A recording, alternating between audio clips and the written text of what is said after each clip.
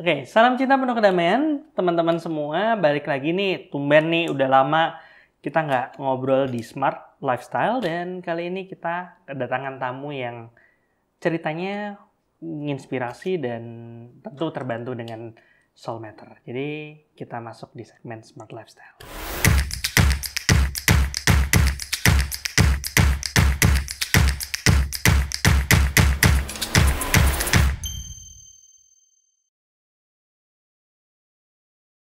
Acara ini dipersembahkan oleh Yayasan Cahaya Cinta Kasih adalah yayasan yang didirikan untuk melakukan kegiatan kemanusiaan, pembentukan karakter dengan dasar cinta kasih yang sederhana dan universal. Dengan support dari donatur di seluruh Indonesia, melayani secara lahir dan batin, melalui bantuan sembako, obat-obatan, penyuluhan proses olah rasa. Terima kasih atas donasi dari Yayasan Cinta Kasih dan para donatur. Terima kasih kepada Yayasan Cahaya Cinta Kasih di saat pandemi sudah berbagi untuk anak-anak difabel kita. Support kami dengan berdonasi melalui rekening yayasan yang ada di deskripsi. Nah, ini tamu kita nih sebenarnya bukan yang nggak tahu sih perlu dikenalin apa enggak, karena sudah pernah sharing di Karma dan Reinkarnasi season 1 waktu itu sama saya juga di episode Beda Tempat Beda Rezeki kalau nggak salah ya. Beda Tempat Beda Rezeki yang ceritanya dia pada saat itu galau mau pindah ke Bali. Jadi awalnya dia kerja di Jakarta, berhubungan sama advertising lah waktu itu, dan dia kerja di Jakarta dan dia dengan pemahaman Soul Matter dia coba ukur-ukur segala macam, kok nilainya nilainya lebih bagus kalau pindah ke Bali gitu. Nah, kalau yang emang belum tahu ceritanya bisa nonton aja nanti di Smart Lifestyle di Karma dan Reinkarnasinya ya. Nanti harusnya linknya ditulis bawah. Kalau nggak ada linknya protes sama adminnya nggak masalah. Nah, kita kenalan tetap dong ya. Kalau kita nggak kenalin juga nggak enak. Gimana kabarnya? Baik. Manggilnya apa nih? Panggil Hezal aja. Hezal. Ya. Hezal pakai S, pakai Z, pakai Z. J. Ya. Oke, Hezal pakai Z. Kita sharing-sharing aja nih, ngobrol-ngobrol aja santai. Ya. Ini nggak kayak podcast kok. Podcast sih, cuma maksudnya nggak kayak podcast Misteri Semesta gitu yang serem atau gimana ya. Kita ngobrol-ngobrol santai. Baik nih kabar nih. Baik. Nah, oke. Sekarang udah stay netep di Bali. Betul. Udah berapa lama? 3 tahun ya? 3 tahun. Sekitar 3 tahun. Oke. Nah, mungkin kita kan ngomongin deh kemarin waktu di Karma Reinkarnasi ngomongin tuh kegalauan hati tentang proses mau pindah. Benar ya? Benar. Ya mungkin beberapa teman belum tahu apa sih Soul Matter. Ada tuh di Misteri Semesta yang terbaru, nggak terbaru juga sih, tapi Misteri Semesta ada Bunda ngupas tentang Misteri Soul Matter, mungkin bisa tonton itu juga. Dan itu yang bantu Hezal untuk ngambil keputusan nih, apakah saya mau ke Bali apa enggak pada saat itu. Betul, ya. Sebagai seorang pemikir, Hezal ini kan pemikir banget nih. Apa aja dipikirin kan? Memang kayak gitu kan? Iya, betul. Berlebihan. Okay. Malah berlebihan. Sebagai seorang pemikir, waktu itu ngukur sendiri, diukurin atau gimana waktu itu? Ya, kebetulan waktu itu diskusi sama Bunda. Oh, diskusi langsung sama Bunda? Diskusi sama Bunda pas lagi memang liburan, kalau nggak salah ke Bali. Pas, ya bersyukur waktu itu kok bisa pas lagi santai, ngobrol bareng. Terus kok Bunda ngeliat, kok ini ternyata pengukurannya kok ngedrop ya di aspek-aspek itu di Jakarta. Jadi Bunda ngeliat? Bunda ngelakuin proses pengukuran kan? Proses pengukuran. Berarti nggak ngerti gimana lagi diskusi, tiba-tiba ngomongin masalah kehidupan lah di Jakarta seperti apa gitu. Dan terutama terfokus ke dalam sisi aspek kemakmuran di situ. Dan kok drop banget gitu kan? Ada apa ini? Kemudian kan dicari kalau nggak Jakarta di mana? Dan kalau ya udah pas lagi di Bali kan diskusi apa cuma kok di Bali? Oh ternyata di Bali tinggi. Itu pada waktu nanya ukur di Bali itu memang sebelumnya sudah ada di cross di mind bahwa gue mau di Bali gitu, atau ya cuman karena pas di Bali ya udah itu aja yang kelontar apa gimana? Memang lucunya dari dulu itu kalau saya mau liburan itu anehnya kenapa pilihnya tuh hanya ke Bali aja. Dan cenderung kayak selalu kepengen ke Bali sendiri bahkan liburan ke sini. Bolak-balik. Dan juga memang sering mimpi lah, nanti suatu hari kalau bisa tinggal di daerah yang saya suka ya di Bali gitu kan. Benar. Tadi dibilang liburan pengennya ke Bali. Betul. Destinasi ada banyak dong. Banyak. Tapi ada kayak kerinduan tertentu gitu kalau ke Bali. Betul.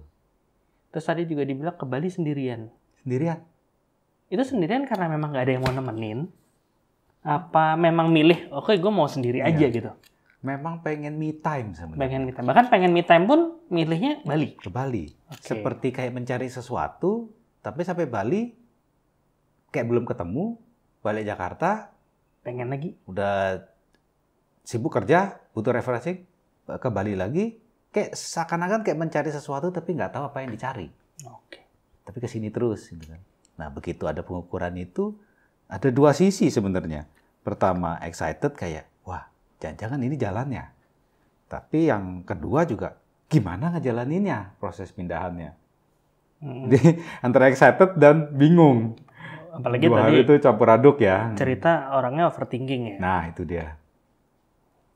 Berarti langsung sekian banyak skenario muncul ribuan skenario mungkin. Udah kayak Doctor Strange sih. Betul.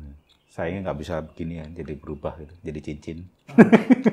Jangan saya ya ngeliatin itu, mulai mikir nih, ada sekian kayak kalau ke Bali nanti kira-kira bakal kayak gini gitu. Cenderung saya kalau mikir pro-nya gimana, cons-nya bagaimana, saya bisanya apa enggak gini. Padahal belum terjadi, jadi berusaha untuk memproyeksikan kalau terjadi begini itu mesti gimana, mesti gini itu gimana. Mumet sendiri jadinya. Oke.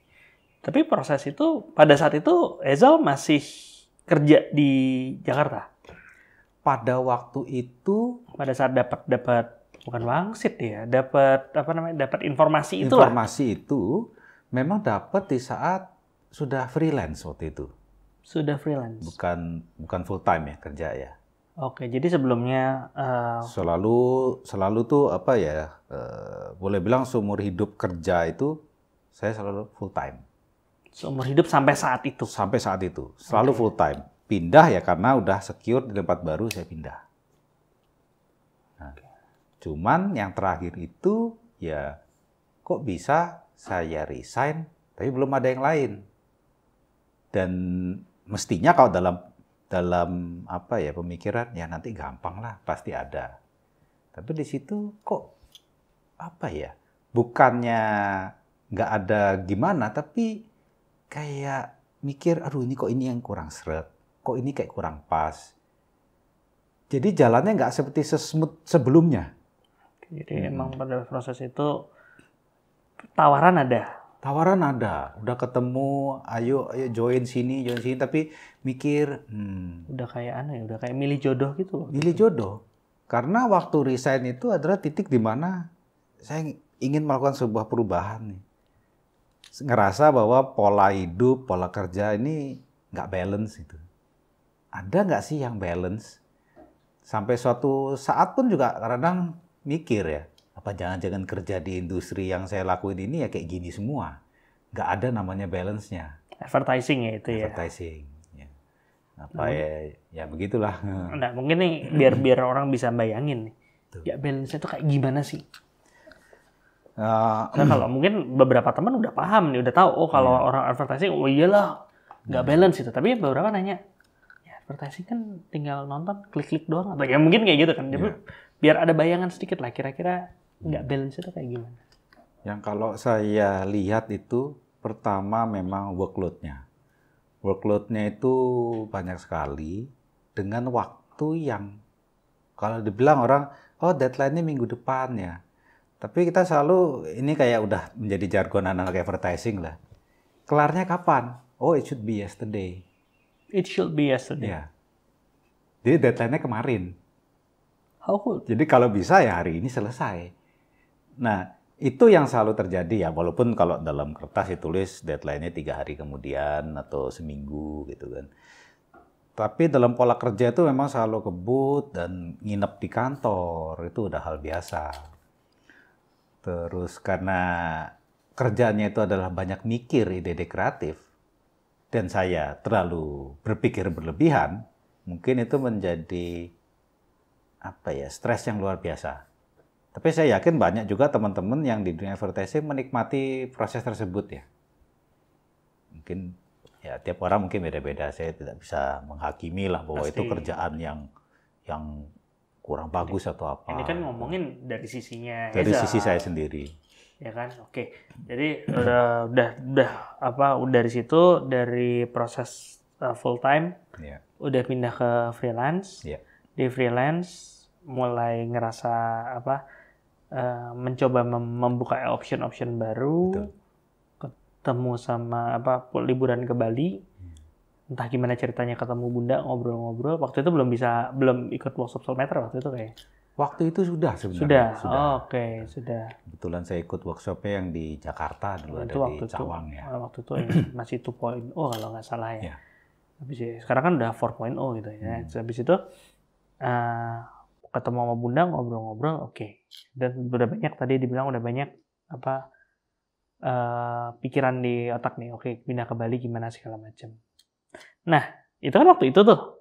Ya mungkin kayak gimana pola pikirnya Hezal pada saat itu udah direkonstruksi ulang di Karma Reinkarnasi yang waktu itu ya. Iya. Yang itu kan seru itu seru ya. banget gitu sampai benar-benar masa emang bisa gitu segala macam. Iya. Bahkan ada yang bilang tuh kayak berantem gitu ya. Oke lah. Nah, itu kan itu berapa tahun yang lalu tuh? 2019 ya mungkin ya. 2019. Oke, sekarang Iya. 20, 21, 22, udah 3 tahun. Sebelum pandemi lah ya. Sebelum pandemi. Nah, sekarang nih. Ya kalau masih dapat infonya pengukuran waktu itu yang diukur adalah kemakmuran. Betul. Kemakmuran di Jakarta nilainya kecil. Kecil. Kecil banget. Iya. Kecil banget. Nah, habis itu 1 apa 2? 1 atau 2 dari skala 0 sampai 10. Betul. Terukur pada saat itu kalau ke Bali nilainya lebih gede. Kalau nggak salah 8 atau 9. 8 atau 9. Iya. Iya. Maksudnya kalau kita ngeliat data yang 1 poin, yang satunya 8 9 poin kan no brainer ya. No brainer Betul. maksudnya ya tutup mata lah. Tutup mata. Dan akhirnya setelah banyak bertimbang memutuskan mengikuti hasil pengukuran Soulmaker. Iya. Pertama ya balik lagi karena pada waktu itu terlalu berpikir itu kan. Dari sisi Soulmaker menguatkan.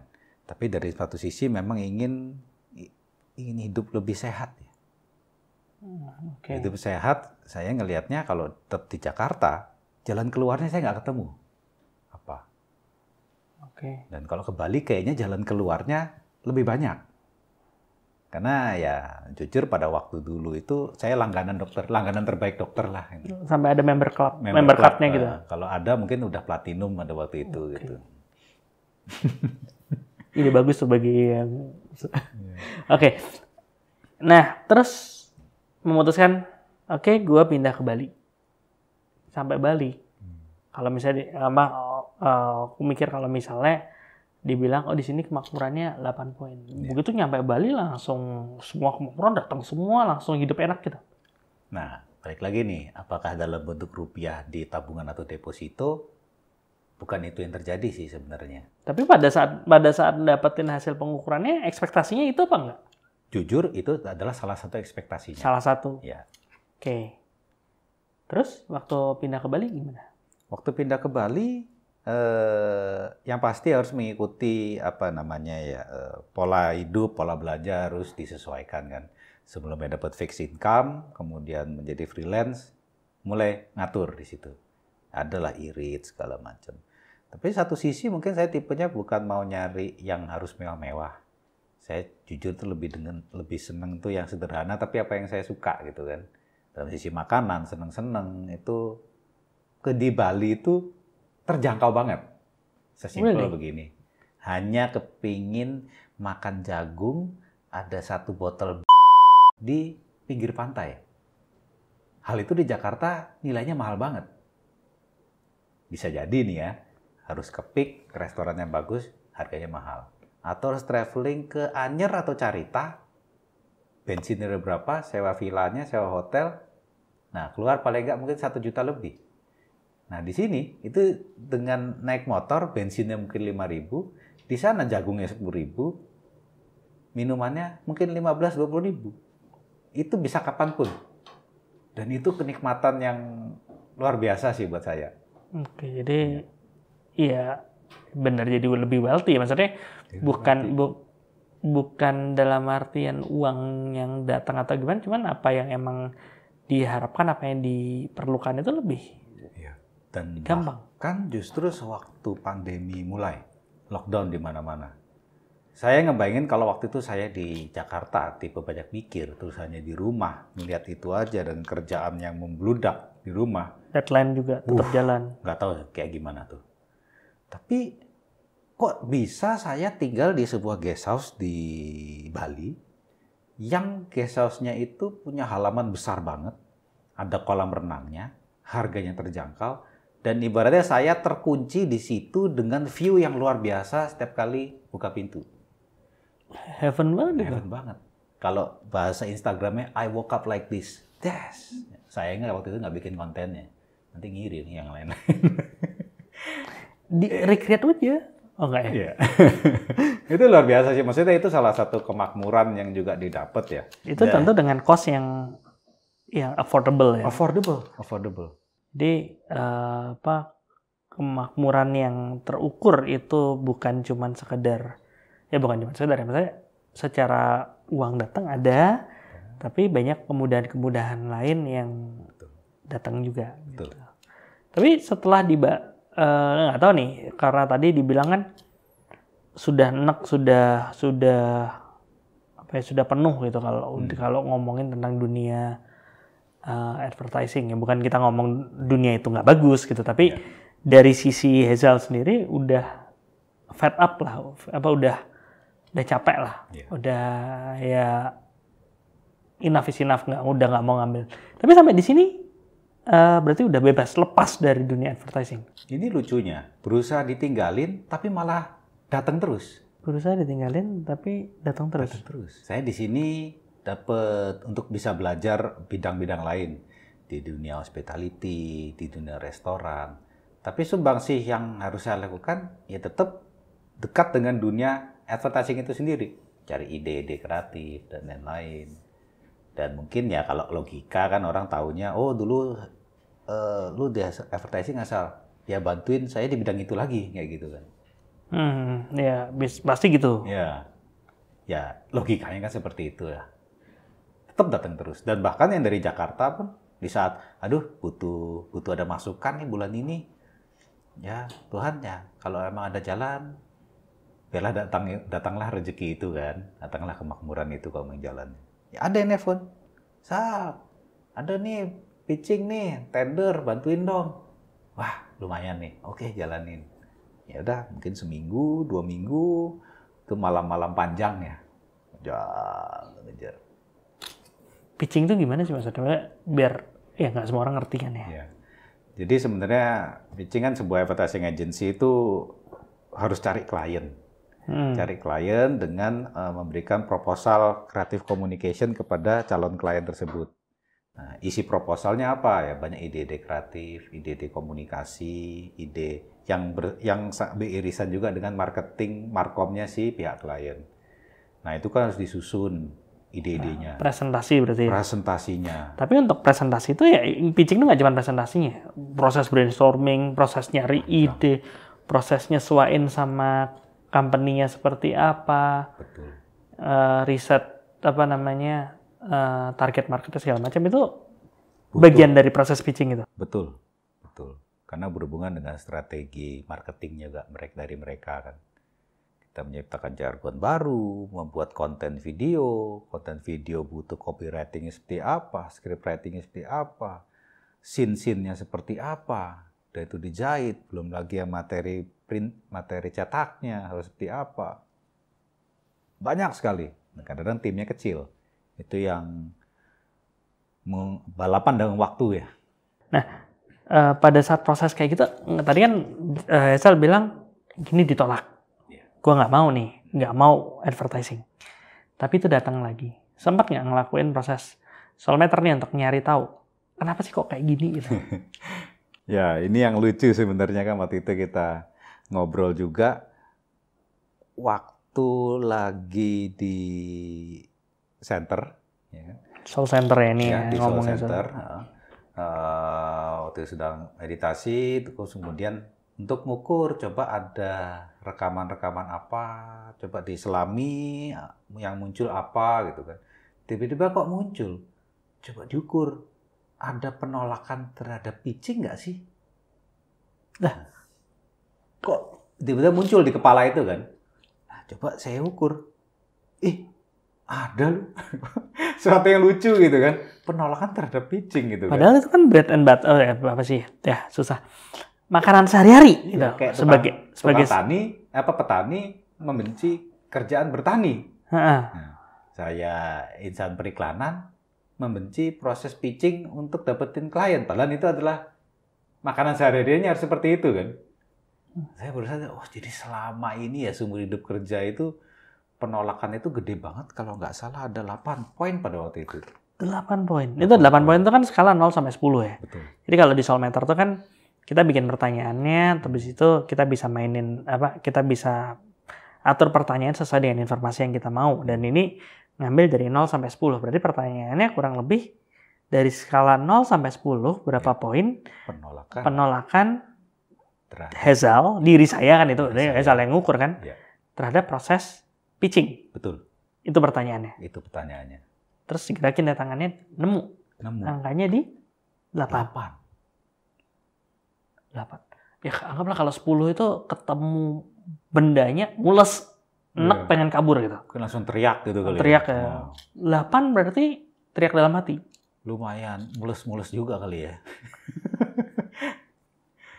Tapi itu kan makanan sehari-hari. Maksudnya itu kerjaan sehari-hari. Kayak salesman tapi menolak sales kan repot. Betul.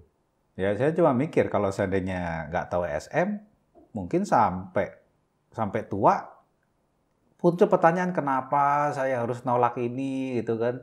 Kenapa setiap kerjaan tuh kok saya stres gitu kan. Tapi terasa. Berasa. Enggak, maksudnya terasa, stresnya itu terasa. Gitu. Begitu, Jal, bantuin gue pitching dong gitu. Ada teman yang nelpon yang Jal, di mana nih? Jal, bantuin gue pitching dong gitu. Mules. Langsung mules. Mules.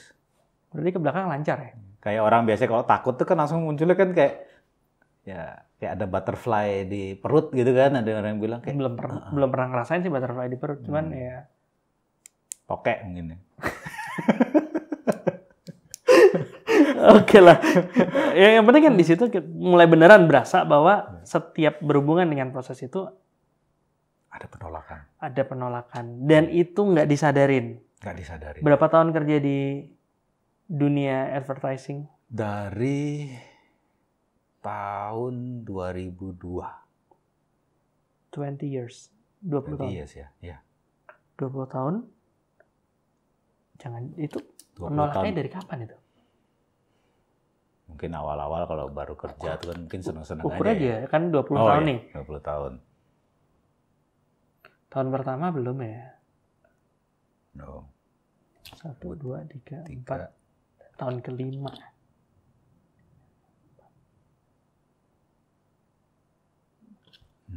Tahun kelima mulai naik ya? Sekitar 2007. Kalau dipikir-pikir ya memang sih. Di tahun-tahun mulai 2007 itu, saya ibaratnya kayak mecut diri sendiri. Gimana? Mencut diri sendiri. Cetak. Oh. Debus apa gimana? Debus. Maksudnya mecut untuk terus jadi lebih produktif, baik. lebih baik, segala macam. Tapi itu ternyata muncul penolakan di sana. Iya. Di satu sisi ingin bertumbuh menjadi kerja profesinya naik ya, karir, pecut diri sendiri. Tapi satu sisi emang ada penolakan ya, ibaratnya kayak lari dengan narik batu yang besar mungkin jadinya. Mobil handrem naik, tapi BPM tinggi. jebol bro. Iya, itu dia. Jebol secara mental, fisik, jebol mungkin. Mungkin yang sekarang orang-orang bilang, udah gue burn out itu ya Mungkin. tanpa, bisa jadi tanpa disadari, Iya. hand rate-nya masih naik. Betul. Ya bersyukurnya di sini selain hanya diukur ada penolakan, tapi belajar di Soul pun juga diajarin untuk cara melepaskan atau membersihkan penolakan tersebut. Oke, berarti. Menarik. Cuman kalau ngomongin penolakan ini kan bisa dibilang semacam mental block ya. Iya. Tapi kan ya maksudnya ya sebagai seorang yang di dunia advertising segala macam ya, masa sih nggak pernah ikut sebelum ikut Soul nih ya, Iya. masa sih nggak pernah ikut seminar-seminar segala macam yang kita break through the mental block segala macam, pasti pernah kan? Pasti pernah. Pernah. Itu nggak ya maksudnya nggak gimana Selesai. tuh, maka itu nggak selesai dengan itu atau Iya. gimana? Ada pada satu saat dulu baca satu buku gitu kan yang pada waktu itu tren, dan klep-klep di kepala saya kebuka. Lebih ke arah mensyukuri apa yang kita dapat sehari-hari. Dari situ mulai das dan berasa karir tambah menggila. Wah, segala rezeki, peluang itu terbuka lebar pada waktu itu. Tapi lucunya, kalau balik lagi di SM, pada minggu kemarin ya kira-kira di bulan-bulan ini ngukur, loh kok masih ada 8 poin. Apakah itu selesai? Ya, terukur di SM ya belum. Tetap besar gitu kan. Mungkin pada waktu itu ya ada turun, jangan-jangan dulu 10 poin lagi. Ya, Iya. tapi ternyata masih ada. Masih, ya. Terus dia tadi udah cerita di Soul juga diajarin gimana Iya. caranya nyelesainnya. Betul. Ribet nggak? Mungkin kalau belum mengerti pemahamannya jadi ribet ya. Tapi ya bersyukur udah ikut berapa tahun di Soul. Bunda selalu mengajarkan sesuatu yang sederhana tapi dalam. Nah, dan saya pun juga membutuhkan waktu untuk memahami kesederhanaan pemikiran tersebut. Akhirnya, oh ya. Dan satu sisi ya mau menerima ya proses tersebut ya. Dulu ya masih banyak kesombongan dan lain-lain. Dan bloknya itu, temboknya itu mungkin tinggi sekali dan besar gitu. Ya, berusaha untuk... Sekarang jadi lebih. Ya. Nah, ngomong-ngomong udah dicicil belum? Maksudnya udah dilakuin sedikit demi sedikit bersihin Betul. bersihin penolakannya. Ya, Sekarang masih ada. Pak ya.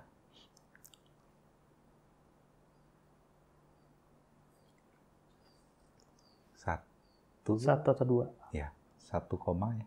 Ya, aku dapetnya sih Ya. sekitar 2 poin ya. 2 Ya. poin tapi 2 poin nggak padat. Berarti kan di bawah 2 poin. Hmm. Nah, sekarang kalau misalnya nih di saat ini Iya. ada telepon, Iya. bro bantuin gue pitching. Alhamdulillah. Rezeki. Nggak bolos lagi. Enggak. Dikit ya 1 poin itu. Masih ada dikit ya. ya. Jadi kalau mau teman-teman yang kenal Hezal, mau ngubungin Hezal, hubungi sekarang. Nomornya di bawah sini. Oh enggak ya? Jadi ya berarti proses seperti itu kan proses mengenal jati diri juga dong. Iya. Betul. Betul banget. Dulu nggak kebayang. Nggak kebayang. Layer baru. Layer baru. Mengenal jati diri seorang admin yang menolak dunia kerjaan advertising. Itu kan lucu ya. Ya, tapi dengan ditemukan seperti itu, dengan identifikasi seperti itu kan jadi bisa diselesaikan. Iya. Ujung-ujungnya lebih plong itu kan tak ternilai ya. Orang punya duit banyak juga kalau Tidak bisa dibeli. tapi nggak plong gitu kan, ya susah juga. Susah. Ya langkah baiknya duitnya banyak, plong juga iya langkah baiknya. Betul.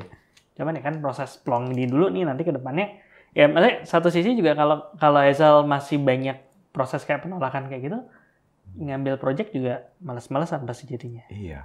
Kalau sekarang Atau dikerjain dengan sengsara ya. nah, Kan apalagi model banyak berpikir. Aduh, kenapa mesti kerja begini lagi? Aduh, capek. Aduh, ini. Banyak aduhnya ya. Walaupun satu sisi, bilang tadi, sisi becut, tapi satu sisi memberatkan. Ya, bisa jadi kayak terseret. Ya, nggak enak ya jalannya. ya itu satu hal yang smart gitu. Betul, Yang betul. bikin hidup Ezal, kalau menurut aku pribadi jadi kayak smart lifestyle, bener. Ya. Jadi prosesnya jadi jauh lebih mudah semuanya. Betul, betul. Nah, mungkin ya thank you loh, maksudnya nyeritain ini kan bukan sesuatu yang mudah ya. Betul, betul. Yang nemuin aja bukan sesuatu yang mudah. Iya. Nyeritainnya juga gitu. Udah ikut Soul berapa tahun bisa baru kepikir untuk ngukur itu.